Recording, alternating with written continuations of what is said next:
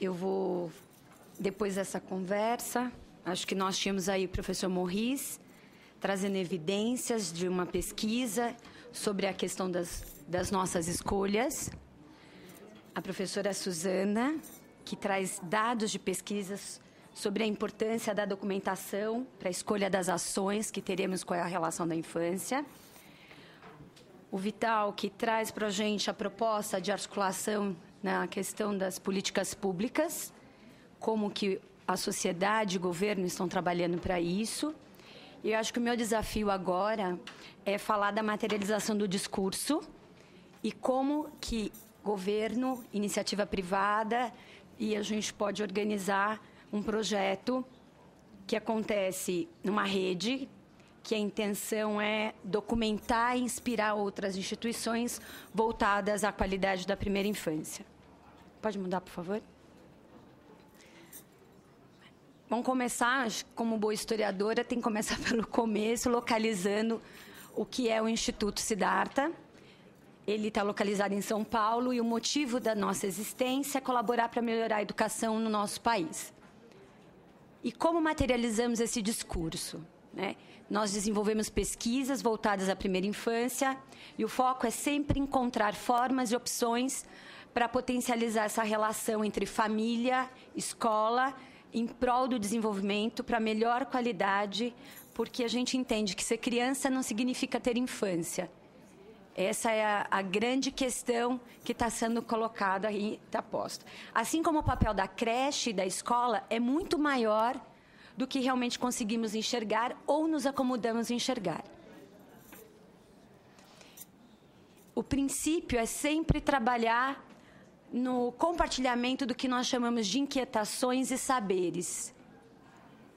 A escolha sempre é sair do lugar comum, sair da queixa, do que paralisa, para uma proposta de ação que mobiliza, que articula e potencializa esses diferentes atores que habitam tanto o universo familiar como escolar, compartilhando essas inquietações e os saberes acerca de como podemos acolher e promover uma infância de qualidade para as nossas crianças.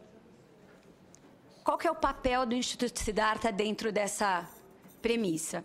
É sempre criar uma articulação entre público e privado, entre as boas experiências, as práticas, porque, como o Didonê colocou, existem coisas muito boas acontecendo no nosso país.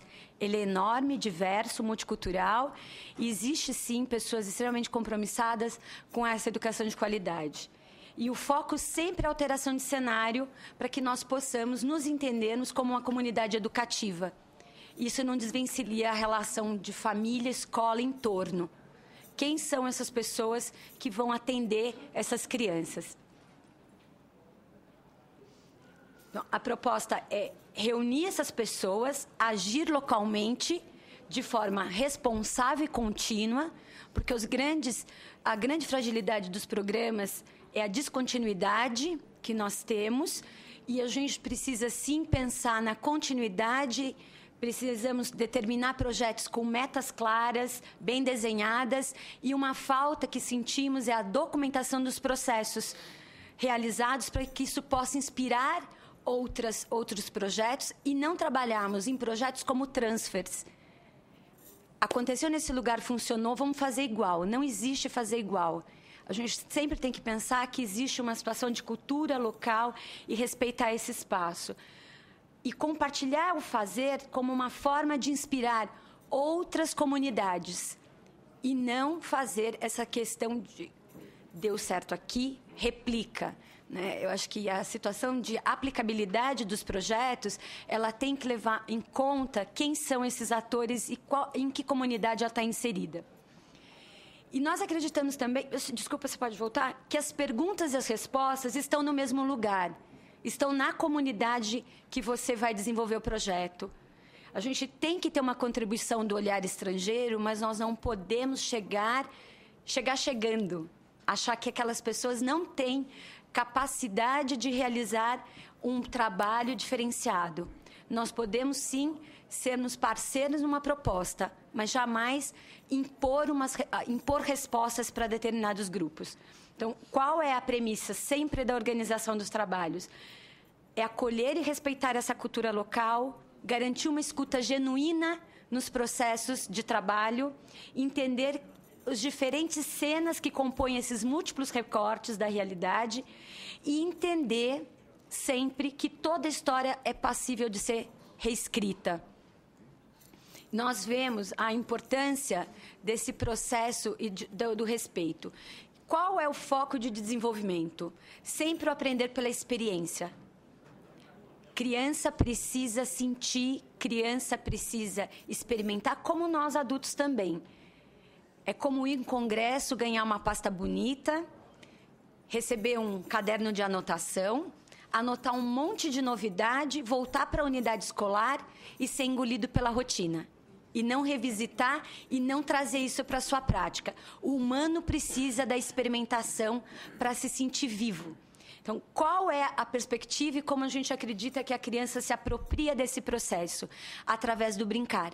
A criança se apropria do mundo brincando. Ela está experimentando. Brincar é uma das estruturas. Ela precisa experimentar, tocar, cheirar, sentir. E essa relação é com uma mediação competente. E dentro disso, o espaço educador, que é um grande desafio para todos nós, porque as unidades...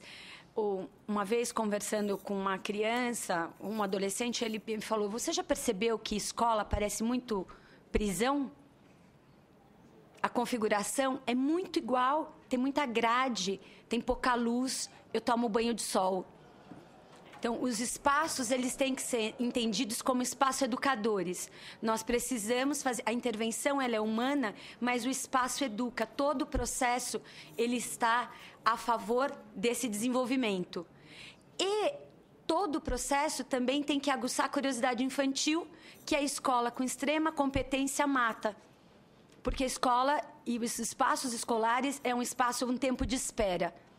Essa criança não tem esse tempo de espera.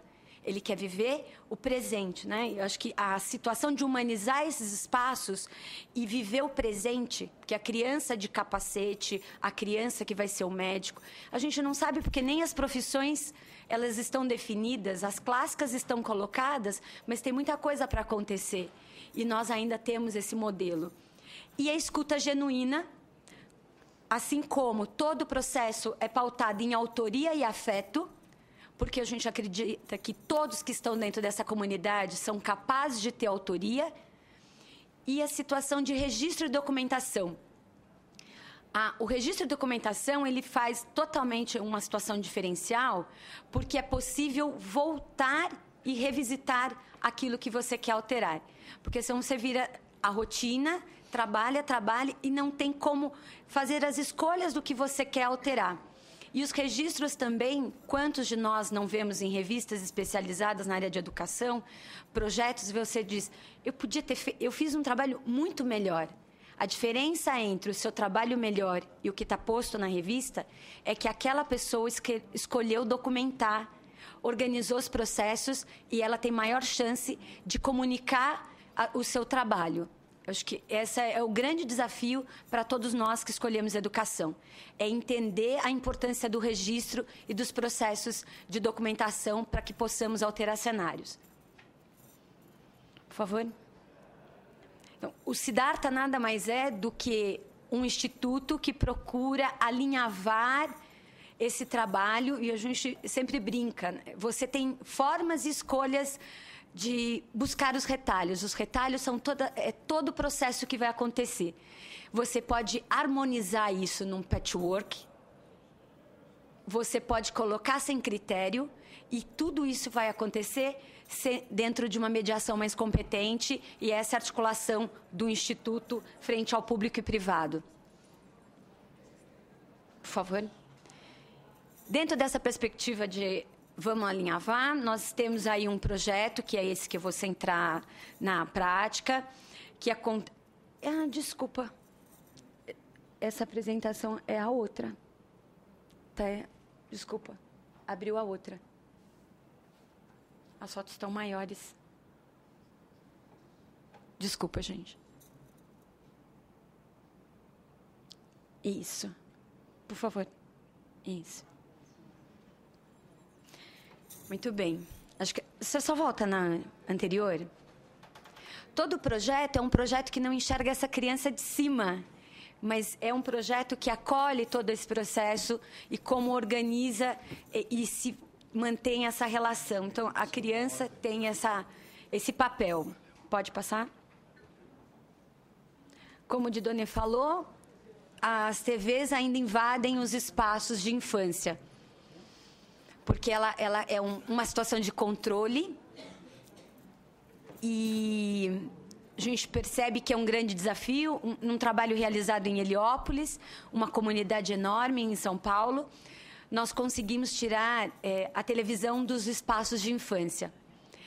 E foi muito importante isso para as crianças, porque elas ganharam mais tempo nos espaços externos. E a gente viu o quanto isso contribuiu.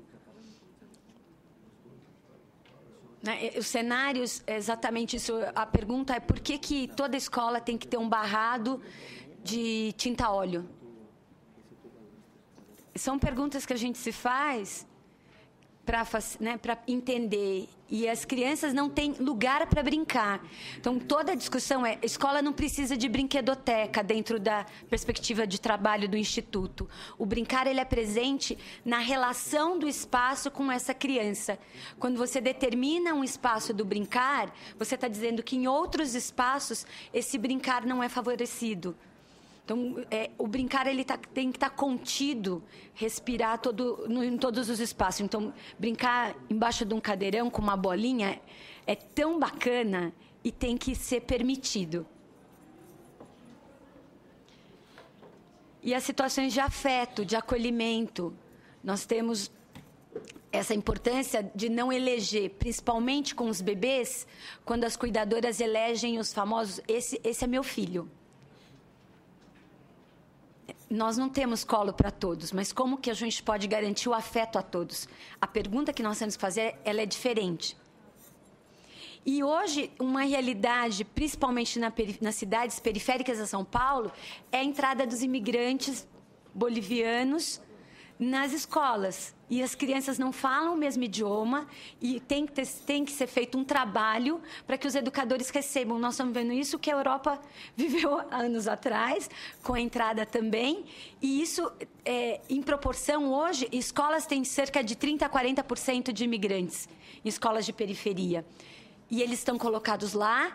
E para que eles possam ser integrados, é necessário entender a cultura dos povos que nós estamos integrando.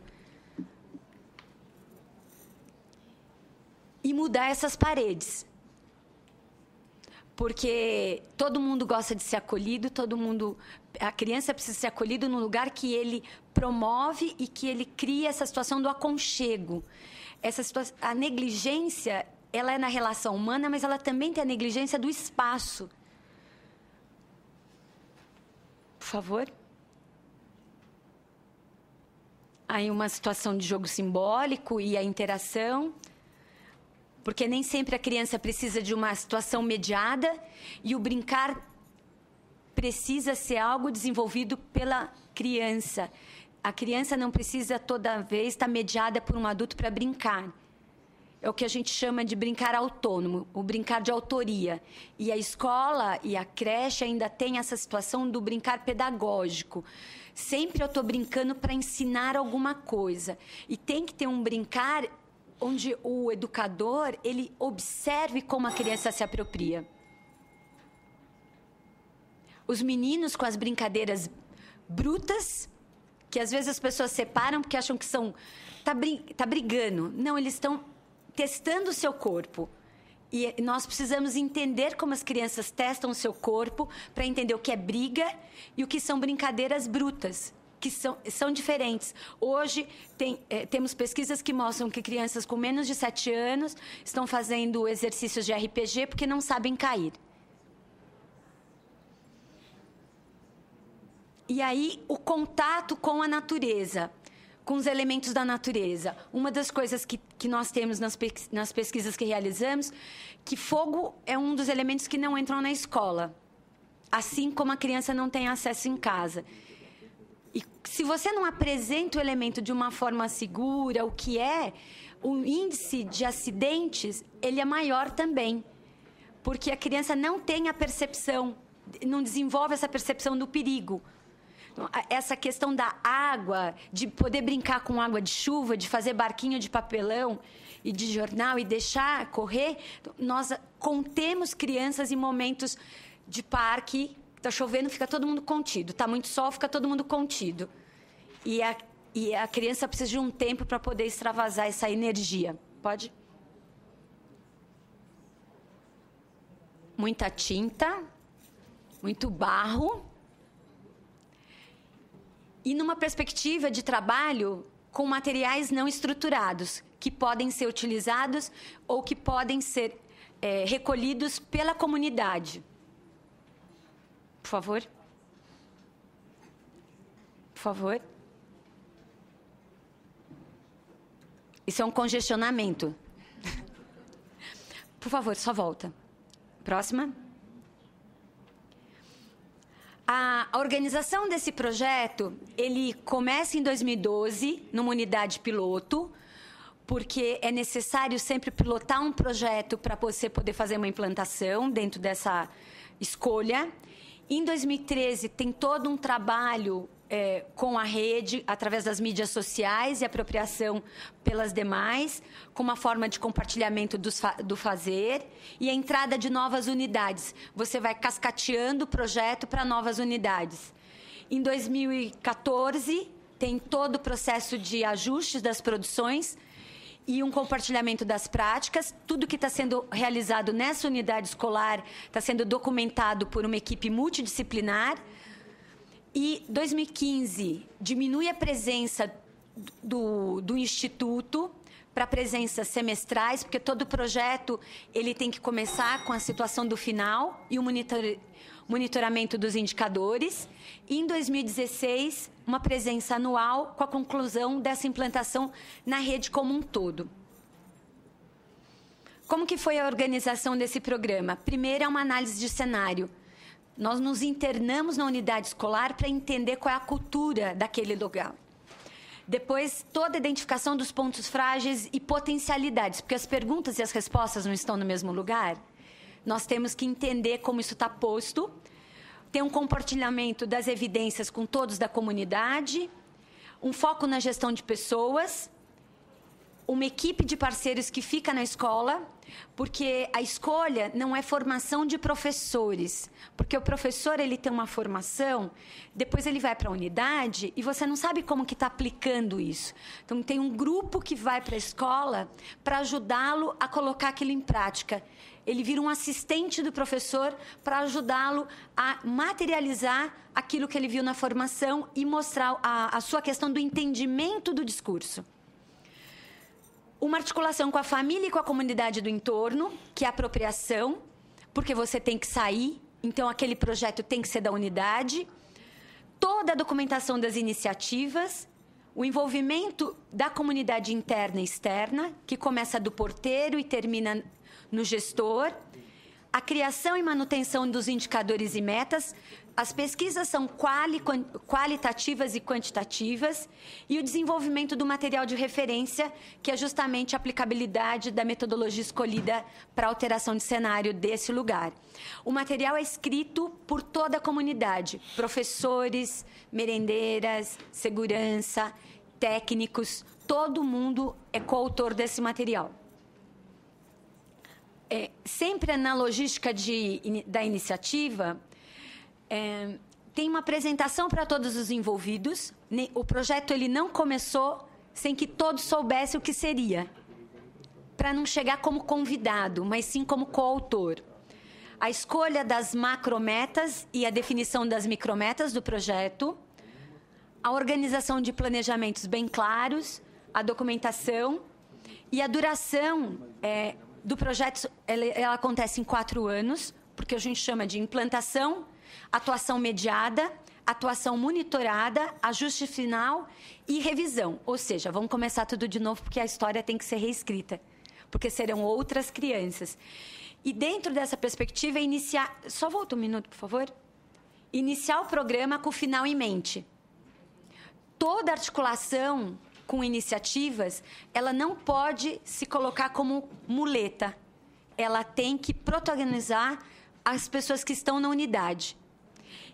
E sempre ter muita atenção, essa é uma inquietação do próprio Instituto, é que nós vemos muita iniciativa, mas pouca acabativa nos projetos voltados na área de educação.